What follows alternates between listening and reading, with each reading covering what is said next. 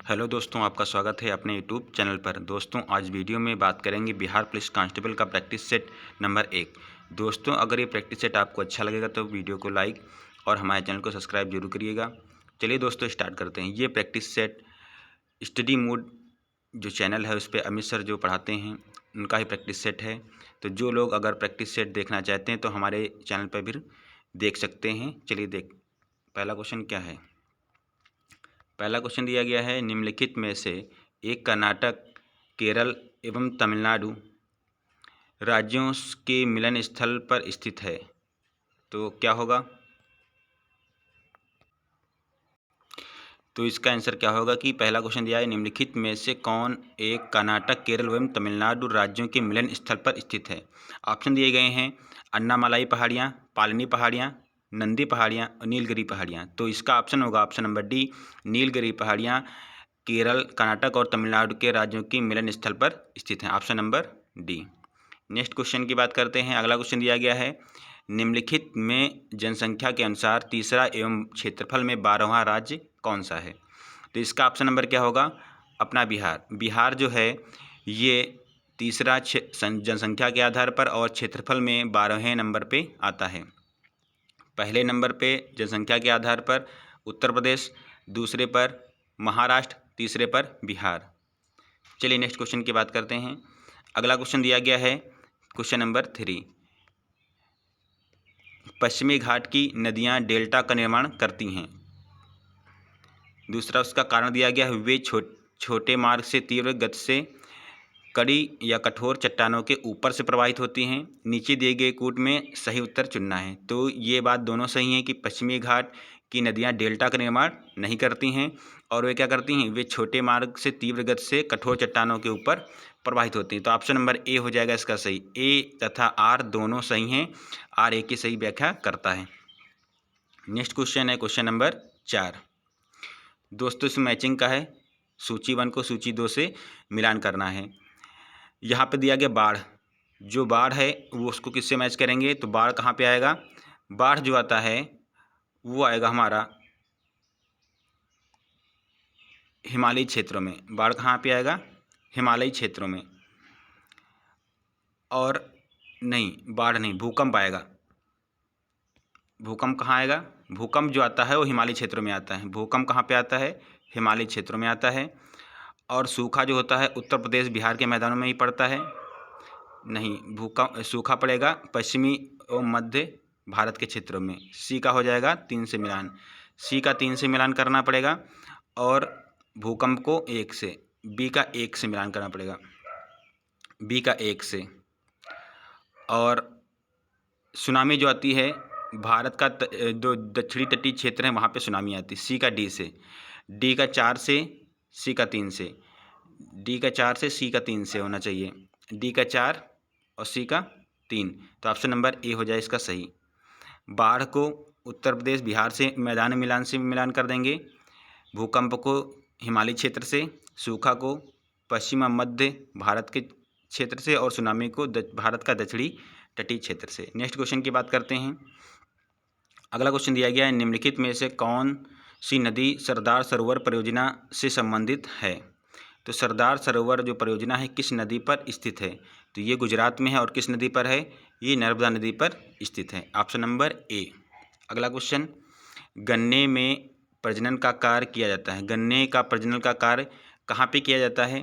तो गन्ना प्रजनन जो केंद्र है वो स्थित है कोयम्बटूर में। कहाँ पे? ऑप्शन नंबर डी, कोयम्बटूर में गन्ना प्रजनन केंद्र स्थित है। नेक्स्ट क्वेश्चन, अगले क्वेश्चन की बात करें, क्वेश्चन नंबर 7। दोस्तों, अगर वीडियो अच्छा लग रहा है तो वीडियो को लाइक और इसी तरह से प्रैक्टिस सेट देखने के लिए हमारे चैनल को सब्सक्राइब जरूर करिएगा। अगला क्वेश्चन दिया गया 7 नंबर, भारत की श्वेत क्रांति का जनक किसे कहा जाता है। तो डॉक्टर वर्गीज कुरियन को भारत की श्वेत क्रांति का जनक कहा जाता है।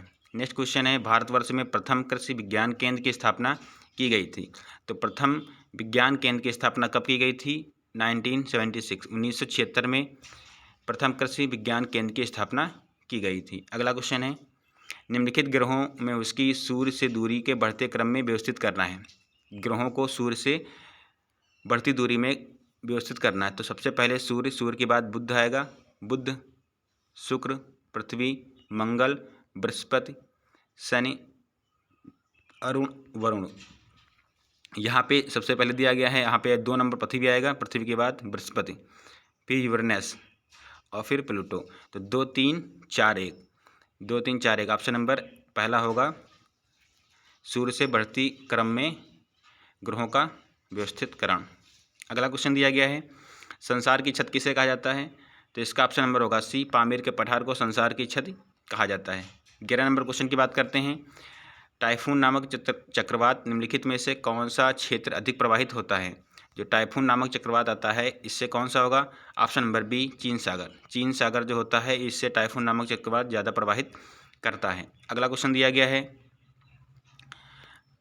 क्वेश्चन नंबर है 12, किसने कहा मुद्रण ईश्वर की दी हुई महानतम देन है, सबसे बड़ा तोहफा है? ये कहा था मार्टिन लूथर किंग ने।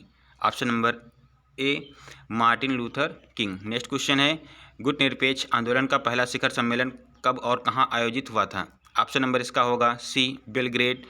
बेलग्रेड में हुआ था 1961 में गुटनिरपेक्ष आंदोलन का प्रथम शिखर सम्मेलन। नेक्स्ट क्वेश्चन है, सैंधव सभ्यता का महान स्नानागार कहाँ से प्राप्त हुआ था? क्वेश्चन नंबर 14, सैंधव सभ्यता का महान स्नानागार कहाँ से प्राप्त हुआ था? ये प्राप्त हुआ था ऑप्शन नंबर ए, मोहनजोदाड़ो से। ऑप्शन नंबर ए सही होगा। नेक्स्ट क्वेश्चन की बात करते हैं। अगला क्वेश्चन, दोस्तों अगर वीडियो अच्छा लग रहा है तो वीडियो को लाइक जरूर करिएगा। अगला क्वेश्चन है, क्वेश्चन नंबर है 15, ऋग्वैदिक पणि किस वर्ग के नागरिक थे? जो पणि थे ऋग्वैदिक में, पणि किसे कहा जाता था? ये ऑप्शन नंबर होगा डी, व्यापारी को पणि कहा जाता था। अगला क्वेश्चन है, क्वेश्चन नंबर 16, 6ठी शताब्दी ईसा पूर्व में 16 महाजनपद के विषय में निम्नलिखित में से किस बौद्ध ग्रंथ में सूचना मिलती है? तो कौन सा बौद्ध ग्रंथ है जिसमें 16 महाजनपद के बारे में बताया गया है? ये ऑप्शन नंबर डी, अगुंतर निकाय। अगुंतर निकाय में 16 महाजनपद के बारे में बताया गया है। और जैन का एक है भगवती सूत्र, उसमें भी 16 महाजनपद को बताया गया है। अगला क्वेश्चन है, क्वेश्चन नंबर 17, निम्नलिखित में से दक्षिण भारत का कौन सा राजवंश अपनी नौसैनिक शक्ति के लिए प्रसिद्ध था? तो कौन सा दक्षिण भारत का एक राजवंश था जो अपनी नौसैनिक के लिए प्रसिद्ध था? ये हो जाएगा यहाँ पे चोल। जो चोल राजवंश था ये अपनी नौसैनिक शक्ति के लिए प्रसिद्ध था। नेक्स्ट क्वेश्चन है, क्वेश्चन नंबर 18, अपनी शक्ति को समेकित करने के लिए बलबन ने भव्य उपाधि धारण की थी। तो बलबन ने कौन सी उपाधि धारण की थी? तो इसका ऑप्शन नंबर होगा सी, जिल्ले इलाही। जिल्ले इलाही की उपाधि बलबन ने धारण की थी। नेक्स्ट क्वेश्चन की बात करते हैं। अगला क्वेश्चन है 19, शेख फरीद का सर्वाधिक ख्यातिलब्ध शिष्य जिसने दिल्ली के 7 सुल्तानों का शासन देखा था वो कौन था? तो शेख फरीद का ही शिष्य था जो दिल्ली के 7 सुल्तानों का शासन देखा था। ये होगा ऑप्शन नंबर ए, निजामुद्दीन औलिया। निजामुद्दीन औलिया ने दिल्ली के 7 सुल्तानों का शासन देखा था। नेक्स्ट क्वेश्चन है, क्वेश्चन नंबर है 20, निम्नलिखित में से कौन सा भारत का एकमात्र यहूदी वायसराय था? तो कौन सा एकमात्र यहूदी वायसराय था? ये ऑप्शन होगा डी, लॉर्ड रीडिंग। जो रीडिंग थे ये एकमात्र यहूदी वायसराय थे। नेक्स्ट क्वेश्चन है, क्वेश्चन नंबर है 21। दोस्तों अगर वीडियो अच्छा लग रहा है तो वीडियो को लाइक और वीडियो को शुरू से अंत तक जरूर देखिएगा। नेक्स्ट क्वेश्चन है, क्वेश्चन नंबर 21, हंटर कमीशन की रिपोर्ट में विकास का विशेष जोर दिया गया। हंटर कमीशन की रिपोर्ट में किस विकास का जोर दिया गया था? विकास पर। ये होगा आपका प्राथमिक शिक्षा पर। ऑप्शन नंबर सी, प्राथमिक शिक्षा। हंटर कमीशन प्राथमिक शिक्षा के लिए आया था। Next question, question number 22,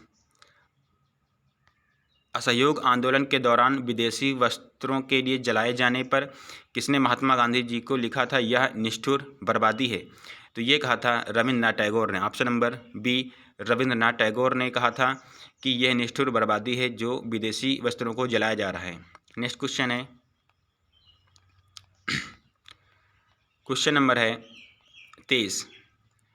question number 23, किस अधिनियम के द्वारा ब्रिटिश संसद ने चाय और चीन के साथ व्यापार को छोड़कर ईस्ट इंडिया के भारत के साथ व्यापारिक एकाधिकार को समाप्त कर दिया था? तो ये कौन सा चार्टर अधिनियम था? ये था 1813 का चार्टर अधिनियम। ऑप्शन नंबर ए, 1813 का चार्टर अधिनियम के तहत चाय और चीन के साथ व्यापार को छोड़कर ईस्ट इंडिया कंपनी के भारत के साथ व्यापारिक एकाधिकार को समाप्त कर दिया गया था। नेक्स्ट क्वेश्चन है, क्वेश्चन नंबर है 24। पंचायती राज विषय निम्नलिखित में से किस सूची में सम्मिलित है? तो पंचायती राज जो विषय है ये आता है राज्य सूची के अंतर्गत। ऑप्शन नंबर बी, राज्य सूची के अंतर्गत। नेक्स्ट क्वेश्चन 25 नंबर, प्रथम स्पीकर किसके विरुद्ध लोकसभा में अविश्वास का प्रस्ताव लाया गया था? तो ये प्रथम स्पीकर कौन थे? ये थे जीवी मावलंकर। ऑप्शन नंबर बी, जीवी मावलंकर लोकसभा के प्रथम स्पीकर थे।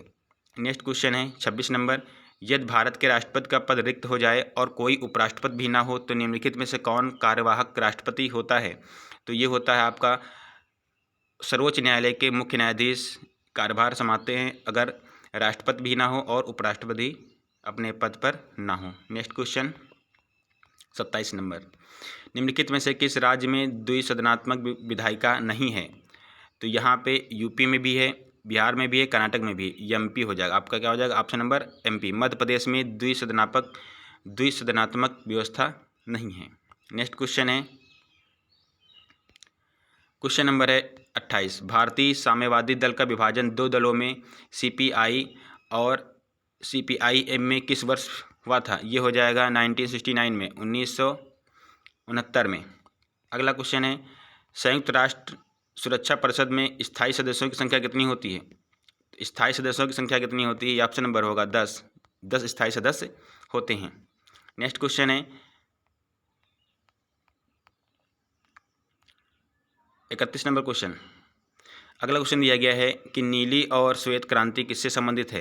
तो नीली और श्वेत क्रांति, नीली मत्स्य पालन और श्वेत है डेयरी उद्योग। तो ऑप्शन नंबर सी हो जाएगा इसका सही आंसर।